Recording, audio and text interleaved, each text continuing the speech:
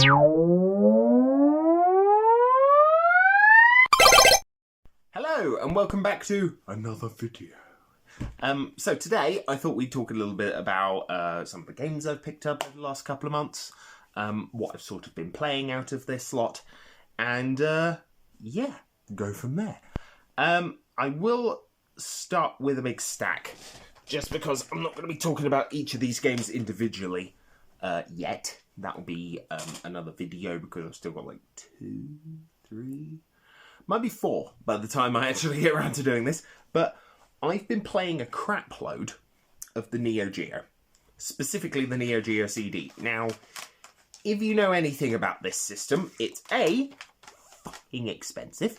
It is. A lot of these games were they were quite expensive. I've sort of gathered them up over the last couple of months, give or take. So things like Cross Swords. My wife was nice enough to get me Viewpoint, which is a blisteringly unfair game. But I've actually been really liking playing the Neo Geo recently. I've also got in transit Cross Swords 2 and Super Spy. So you will be seeing me talking about my experiences with this, but I've been really liking it. It's a solid system. I just need to find room for it because I have another 6 or 7 games planned to get for that. Maybe some more. We'll see. I know that Pixel Heart do a few, and I'm debating on picking those up. So yeah, I'll get into the Neo Geo another time. But yeah, been playing an awful lot of that on the Polymega, which is nice. I am now aware they've got another 2 collections out. Unlike the last 2 sets of collections that Polymega are bringing out, I'm not going to be buying those ones straight away. I'm going to be probably doing a massive bulk order when they've announced like another 4, maybe. I'll probably just buy all 6 in one go, and we'll go from there. And it'll be like 300 or 400 quid, which is a lot of money. It's a lot of money. It's a lot of money, but I like that system, so whatever. Okay, the actual games. The actual games I'm going to be talking a bit about today. These are in absolutely no order. It's predominantly PlayStation. But yeah, Loco Roco. I picked this up for like £2 because I had £2, and to be honest with you, it's okay. So I first played some. I've known of Loco Roco for quite a long time, but for some bizarre reason, instead of something like, I don't know, Coded Arms or Ratchet and Clank, in Astrobot they went, hey, what can we have that will represent the PlayStation Vita? Or the PlayStation Portable? What should we have on hand for Astrobot to go through? Loco Roco. And I'm going to be honest with you, it made me feel sick. It's one of the very few times in a game like Astrobot where I've just felt nauseous. I've just felt very, very, very nauseous playing that game, which is a shame because, well, it's a different experience. So I figured I'd pick up the PSP version of the game rather than just kind of going off of one level in Astrobot, which I will never play again because honestly, the way the camera flips, I was just like, it was not pleasant. But yeah, I'm looking forward to giving that a go. You know what? Let's just see if I can do the PlayStation stuff first, or as much of it as I feasibly can. That's an expensive boy. Okay, cool. Yeah, I picked up quite a few PlayStation 1, PlayStation 5 games. No PlayStation 4 ones, but I did pick up this for the PS3. Ratchet & Clank All for One. I am now missing only one Ratchet & Clank game on the PS3, and I'm going to be honest with you, I'm still sort of coasting off of how good Rift Apart was, to kind of go back and play some of the series. I know this is a spin-off, sort of a 4-player co-op spin-off, which is fine. Local as well, which is very nice. So maybe I'll bust this out to play with friends. I probably won't because it's not really It's not really a system I don't really bust out the PS3 that often, to be honest with you. I've got a lot of games for it about here. I haven't played it in about 10 years. I haven't played either of the PS3s I have for about 10 years. So those things probably don't work by this point. So I might have to get a new one, which, great. That's expensive. But moving on, PS1. Yes, so I recently went to a game shop sort of a couple towns over, seeing as my local one is gone, because they always are. And I bought quite a few games of trading, which is nice. So one of those for the PS1 is Command & Conquer Retaliation. Now, these are predominantly mission packs and 100 multiplayer maps, which is crazy and awesome. But yeah, I picked this up. A big part of that is, I've sort of seen this game floated around a lot. It's basically Command & Conquer Red Alert Retaliation. It's a Red Alert game rather than like a core Command & Conquer game. Because this was sort of at a time where Command & Conquer and Red Alert was sort of the same series. And that they moved into Red Alert 2, which is the one with Yuri. And then Red Alert 3, which is the one with Tim Curry in all of his glory. You then had Command & Conquer 2, I think that was the second Tiberian War, second Tiberian War. Then you had Command & Conquer 3, which was really good, Tiberian Wars. Then you had Kane's Wrath, and we don't talk about 4. Or Generals 2. Or anything that EA is doing with that franchise, and God, I hope they go under soon so that somebody can grab up Command & Conquer and give us a decent game again. So yeah, I'm looking forward to playing that one. I think it's going to be a lot of fun. I'm quite a big fan of console strategy games anyway, so fingers crossed. It's also, I think I saw, mouse compatible. It's PlayStation mouse compatible, which is good because I don't have a lot of those, and a lot of games for that peripheral. But yeah, that's nice. This is a fighting game based on Jurassic Park Warpath, or Warpath Jurassic Park. It's basically a fighting game between 14 dinosaurs. I'm not saying no to that. I'm not saying that. Basically, it was like £4, and I had some trading money left, and I went, okay. In addition to that, I also grabbed Mech Warrior 2. I've got a couple of the Mech Warrior games, specifically 5. Yes, 5. Mech Warrior 5. Mercenaries? Mech Warrior 5 Mercenaries. And there was this. The tiny part of me wants to say I've got it on the Saturn as well, but I don't think that is the case. And I know that Mech Warrior 1, I think, was released on PlayStation 1 as well. So, might track that down. We'll see. Sort of a mech-based sort of first-person shooter. It's quite similar, from what I gather, to the more modern one. It's a far more slower simulation-based sort of game rather than something like, say... I don't know, I don't play mech games. So I can't tell you. Maybe Virtual On. If you want to count Virtual On, which... whatever. The final PlayStation 1 game. And then we've got an awful lot of Nintendo, one Atari, after these three. Yeah, so we're running out of PlayStation stuff and fast. Galaga! Destination Earth. I'm not a huge Galaga fan, but this, again, it was sort of like buy 3, get 1 free, and this one was free. So I thought, okay, it was the cheapest one. Surprisingly, MechWarrior was like £4. And I think Galaga Destination Earth was like £3.50. Okay. He was like, yeah, you can have that one for free. So, cool. Thank you.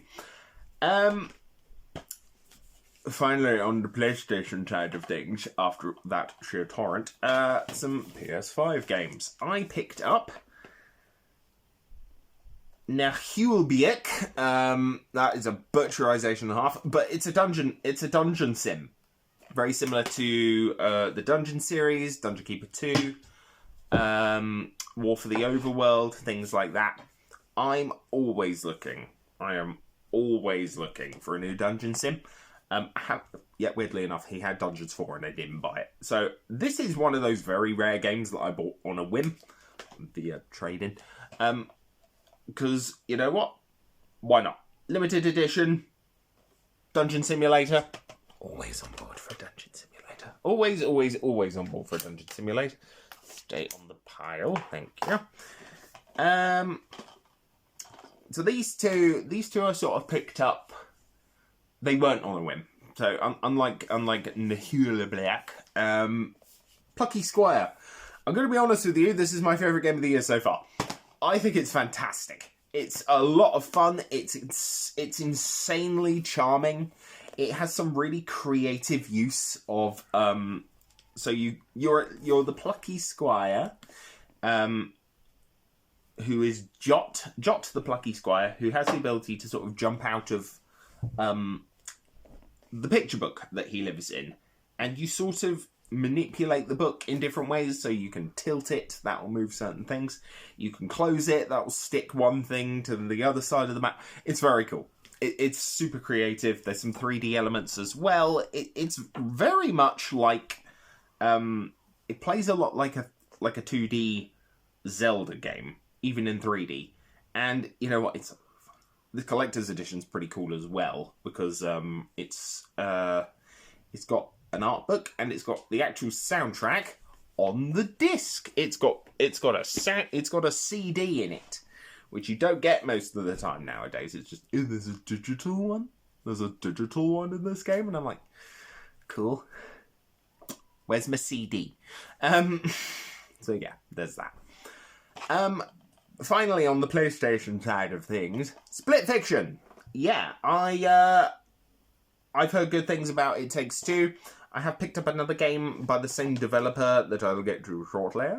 But, yeah, I felt my wife and I needed something to play through together. I've owned this for about 2 weeks now, and I haven't played it. We haven't played it yet. She's been hyper engrossed in Cyberpunk 2077. So she's on those gamers where it's like, I need to 100% this game before I can move on to the next one. So I'm just sort of sat here going, we will play this when you're done, because otherwise she won't go back and play Cyberpunk. I don't want to take that away from her. So yeah, Split Fiction. 2 writers, co-op only, which is interesting. Another game by the same developer I did pick up. The developer's called Hazelight, was A Way Out. So I think this was their first. I think this was their first game that they developed. And the reason I've got the Xbox One version, because I hate that console, is strictly down to the fact that it was 20 quid cheaper.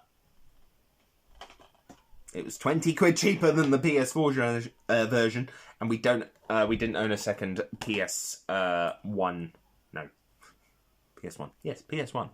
That, this thing, PS1. Yeah, idiot. PS5 or PS4 controller specifically for this. So yeah, I thought, fine, it's cheaper. I'll buy it on there. Sorted. So yeah, looking forward to playing through this. And they did do another game called It Takes Two. Which again, I've heard good things about.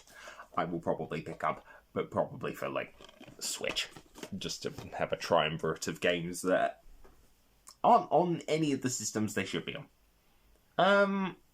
So while we're on Xbox, thanks to A Way Out, I picked up Barnacle Heroes. If you watched my Games Room tour the other week, you'll know that I'm a big Barnacle nerd.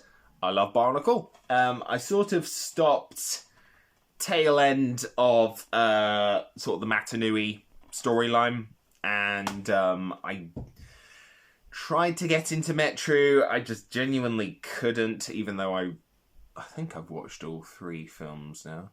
Yeah, I have watched all 3 films. I've watched all 3 films. I quite like all 3 films. I know there is another film, and that film sucks. But yeah, I sort of fell out of it. After that, I think I'd pick up Barnacle Heroes though, because whilst I do have the PS2 version of this game, there's just something about owning it on 360 that I thought was a hoot. finally on Xbox, and this is original Xbox, so we've got one for Xbox One in all of its garbageness, one for 360 in all of its greatness, and one for the original Xbox in all of its glory. Yeah, I picked up Memoric, The Apprentice Knight. I know nothing about this. I knew it was an Xbox exclusive. I've sort of seen it out and about in the past, but, you know, I didn't own it. I thought, why not? How often do I get to buy an... That is all original Xbox. I'm in the process of debatably getting some more. I haven't collected for it for quite some time. I got rid of quite a lot of the really expensive stuff, specifically things like Steel Battalion, because it was too fucking big, took up loads of space, and I never bloody played it. Waste of time. And I was debating on getting a Togi 1 and 2 again, but those games are very expensive for From Software games, which I don't play because I don't like them. I don't like From Software games, so sue me. Before we get onto the big stack of Nintendo stuff, including three GameCube games, which is nice. Always love adding new GameCube. We'll just jump through Atari. I got Cannon Fodder. Cannon Fodder for the Atari Jaguar. It's some kind of strategy game. I think I've owned it before. Or I don't. I know of it. But it was there. And it was just sort of part of this massive trade-in that I got, which is quite nice. So, yep, got Cannon Fodder. Additionally, I picked up Soul Fighter for the Dreamcast. In a not particularly Dreamcasty case, but what are you going to do? Yeah, picked up Soul Fighter because I saw Matt McMuscles play this on YouTube, and I went, hey, I've seen that game about. It looks interesting. It's a free-roaming, real-time 3D beat-em-up. Cool. Sounds great. I'm not even sure if this is like a real copy, to be perfectly honest with you, but whatever. This is a real copy. I mean, the manual's in here, and they wouldn't include that, but it's not exactly screaming Dreamcast to me. I mean, I've got some Dreamcast games, and this doesn't. I think this is a repro. But I don't care. It'll play. That's all that matters. Speaking of repros, Postal. So I used to have... I'm a big fan of Postal. I picked up Postal Brain Damaged a few months ago. It's okay. And that's unfortunately all I can really describe Postal Brain Damaged as, is it's okay. I really like Postal 4. So I figured, hey, I'll pick up the first one on Dreamcast. I had it on Switch to begin with. But to be honest with you, I was like, I won't play it enough. And after like 6, 7, 8, 9, 10 years, the cartridge will die. So I got rid of it. And I've picked up the Dreamcast port, because this should just last decades. By Wave Games. Wave Games. You don't hear too much about Wave Games anymore. I've got a good number of their games. I picked up Alice Dream Tournament, Driving Strikers, Intrepid Izzy, and Rush Rush Rally Reloaded. They did do this re-release of Postal, and they did have another. They did have another game which I think is called Xenocider. I think there might be a couple of other games, actually. I haven't actually gone onto their website for quite some time. Maybe I'll make that a goal when I'm done with the big fat stack of Neo Geo stuff. Wherever that has gone. It's on the shelf. Where it should be. But yeah. Cool. I haven't played this yet. So, don't hold it against me. I haven't actually played Soul Fighter yet. Because I haven't played the Dreamcast in a very long time. You will be seeing a Dreamcast video from me next week, however. So, top 10 Dreamcast games. Stick around. Okay, the final big fat batch. So, there's an arcade game called The Outfoxies, which is a Japan-only multiplayer game. Arcade only. Never ported to anything. Come on, Polymega, please. And it's mostly remembered, very barely, for inspiring Super Smash Bros. Cool.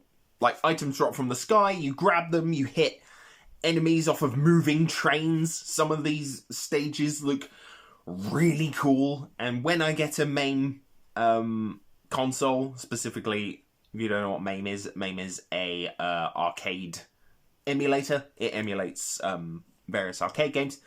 Outfoxies is going to be one of the ones I get. However, the Outfoxies also inspired another game's multiplayer.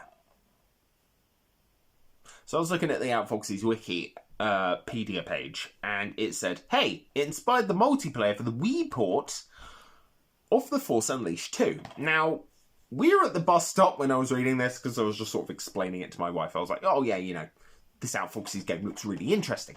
And I checked the Wikipedia page while we were just stood there waiting for the bus, and I went, oh, Force Unleashed 2. That had the multiplayer.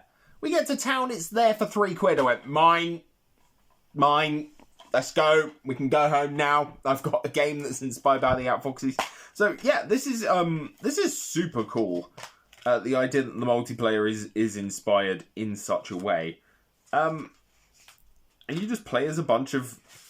It's freaking Smash Bros, but Star Wars. Okay.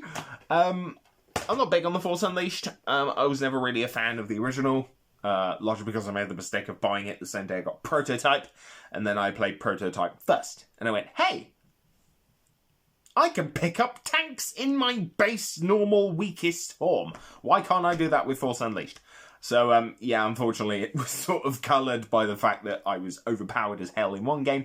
I tried to play Force Unleashed 1, and I went, I can't get through this. I need to play the Prototype games again, actually. They're good. 2 isn't, but 1 is. 1 is great, and I wish they'd really picked up the fucking plot from fucking 1 with 2. That would have been lovely.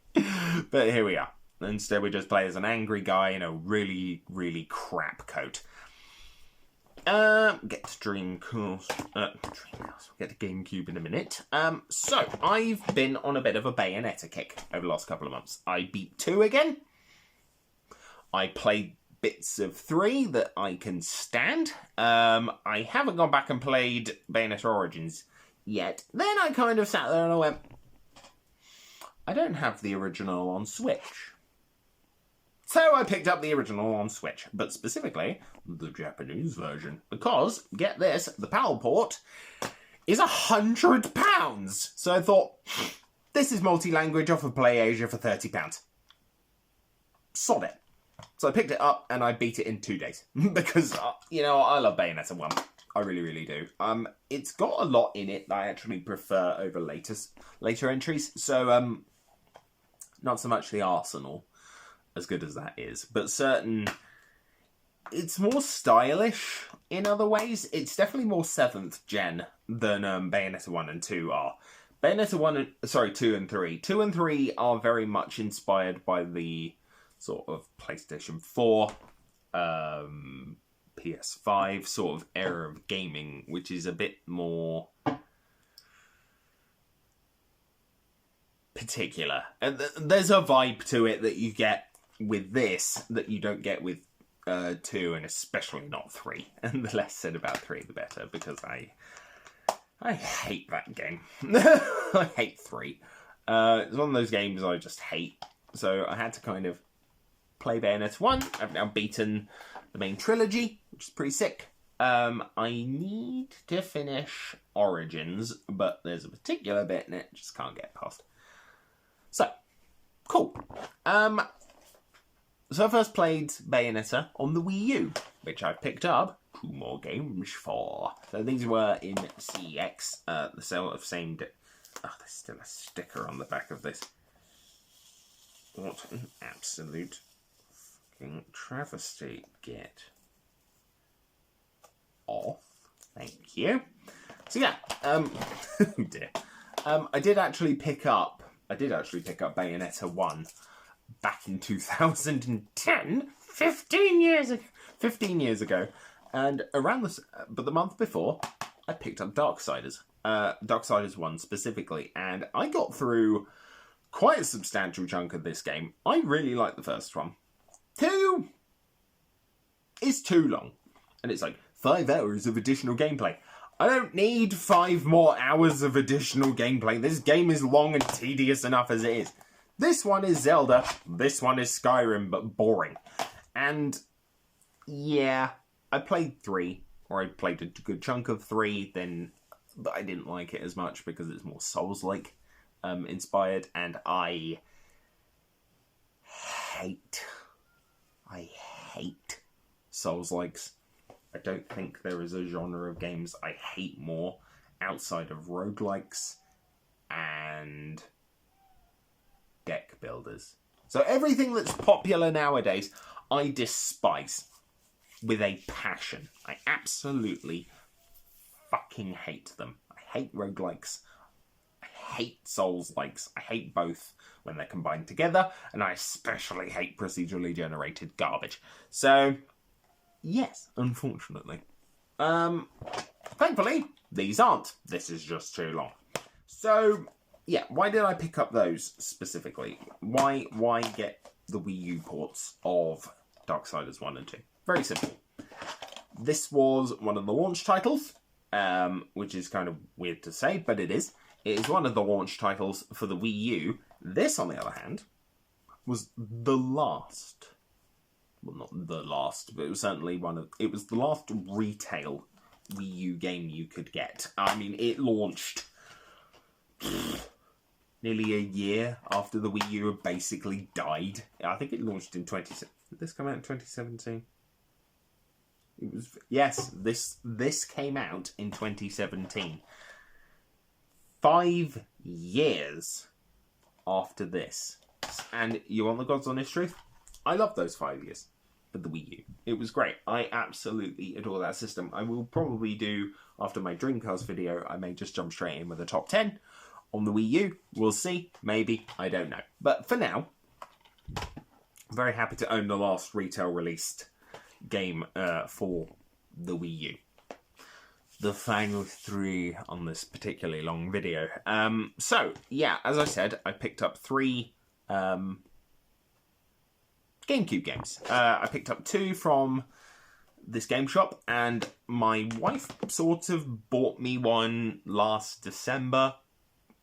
I showed it off in my video a couple of weeks ago for the Games Room tour. But the major one, I'll get to that in a minute. So, first off, Magical Mirror starring Mickey Mouse. Why? It was £3. That's why. No, it's because it's a freaking weird point and click. It's a point and click like Grim Fandango or Full Throttle or any of the LucasArts Magic trilogy of point and click games, including basically anything made by Tim Schafer around that time. It's a point and click with Mickey Mouse. Okay, sure, that's the right level of weird that I expect from the GameCube, and that's what I really like about it. The other one is, I honestly don't know what this is. It is some kind of weird game based on a particular theme park in America that I have actually been to, and that is Universal Studios. Universal Studios Theme Parks Adventure, with the worst freaking... That is the logo. This titchy, tiny thing right down in the corner, and it is hideous. But I have no idea what this is, and it was £2. This other game was $238. I have paid my wife for it now. So she was originally going to be giving me Cubivore. Hey, Cubivore. Just the disc was £238. But the manual and the case, it comes up to nearly £500. That's why 4 years I went, I'm never going to own that. I'm never going to own that. I'm never, ever, ever, ever going to own Cubivore. Hey! Cubivore! Yes, I now own the GameCube port of Cubivore, which is lovely. I do also own the American version. Well, this is the American version. I own the Japanese version, because I thought I'd never own the American version. And I own the N64 port that somebody did a few years ago. In a box. And that I got for Christmas. This I was going to get for my birthday this year, but I decided, hey, I want it now.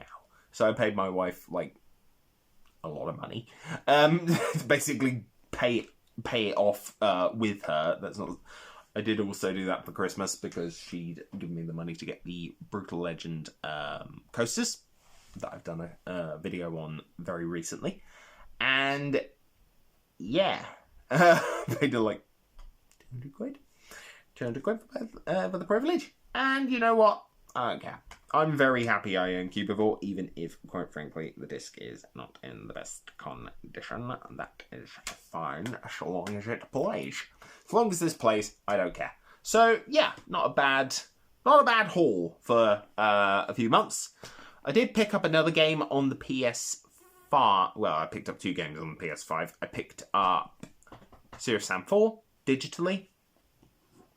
It's okay. Is really all I can describe it as. And then I picked up Wonder Stop. Now, Wonder Stop is a cozy game by the developer of the Stanley Parable. And if you watch my Christmas videos, you know how much I like the Stanley Parable. If you watched the Games Room tour, you saw the bucket. The bucket still has pride of place as a bucket in the Games Room. And I know a lot of people, anyone coming in here, if they don't know what that game is, they're going to go, why the do you have a giant ass bucket in your Games Room? And I don't care. So it's by the same writer, Davey Reedon, and it's a game that sort of touches upon similar themes to what I deal with emotionally. Blah blah blah. It didn't quite land for me in the same way that, say, Stanley Parable or Reedon's earlier work, The Beginner's Guide, did. Both of those hit me with a dump truck of, holy crap, this is amazing. Wonder Stop hit me with, yeah, that's a really powerful moment. And then it does a couple things wrong. So, I'm not doing a full review of Wonder Stop, don't worry. And if it gets a physical release down the line, I'll probably buy it. But for me, you can't emotionally blackmail or you can't emotionally manipulate me in a game by adding a child. You can't. You just really can't. You can't add a kid into the last fifth into the 5th act of a game going, hey, she hates herself, and this ties into your character's primary, development in overcoming their depression and all that stuff. And I'm like, I don't care. I couldn't give less of a crap. This kid could have blown up in front of me in the game, and I just would have been like, okay, cool. It's like, I'm gonna rant about this for 2 minutes because I can. And if you don't want to watch, that's fine. But I'm gonna. It's very akin to The Last of Us Part 2. Now, if you've played that game, you know it was shit. It was shit because the original Last of Us ended on such a high note. It ends on this very complicated moral conundrum of the main character lying to his his adopted teenage daughter. She goes, look, I'm, all that stuff you told me about what went down while I was unconscious. Are you lying to me? Is that the truth? Is what you told me the truth? And he goes, yes. When it 100% isn't. And is like, okay, where do we go from here? We kill the guy off with a golf club and then force you to play as the fucking the stupid bitch who killed him for 10 hours. Fuck off. It also doesn't help that they add in a dog. And it's like, look, she loves her dog. And oh, look, she's, not a sociopath when she's around her, sort of, I guess, adoptive sister. Adoptive brother. It's one of those situations in video games, okay. She's not a sociopath around them when they're there, but otherwise will freely kill a person who she knows is pregnant. It's like, okay. I don't care about Abby. And I don't care about this kid in Wonder Stop. You cannot add... I am very good at picking up when a piece of fiction is trying to emotionally manipulate me with an animal because it's lazy. Because at the end of the day, I don't give a shit if the dog dies in Marley and Me. I don't care. And he does. He dies. And my family were like, the dog is dead. And I went, thank God the dog is dead. You also can't emotionally manipulate me by adding a kid in there. Because I don't care. I don't care. I don't care if a kid in fiction is in trouble or anything like that. Because at the end of the day, it's a cheap tactic to make me care about something. And Wonder Stop tried that. And it did not work. It did not land at all. In the way I'd imagine that a lot of people might have experienced with that game. I've seen videos where it's like, oh my god, it's so amazing, it's so fantastic, it's absolutely wonderful. And it had some really strong moments. It's got a very positive and strong message. It ends on a wet fart. Unfortunately, Wonder Stop ends on a wet fart, the same way that the entirety of Last of Us Part 2 is a consistent, endless wet fart of misery, pain, and disgust in how badly that story is written. So if you liked Last of Us Part 1, the show, you are going to hate Season 2. You are going to fucking hate it. Because the game was shit. And unfortunately, Wonder Stop is in that same fucking ballpark. That same fucking ball pit. Not quite sunk into the pile of shit as Last of Us Part 2 is, but it's treading water. And, yeah, that's unfortunately where I'm going to leave it. Cubivore! I got Cubivore! There we go. Positive ending. So yeah, that's it for another week. Next week I will be doing my top 10 Dreamcast games, which will be quite exciting. And hopefully, this year, I will find something else that I've loved as much as the Plucky Squire or Crossed Swords for the Neo Geo CD. So, anyways, guys, see you next time, and have a good day.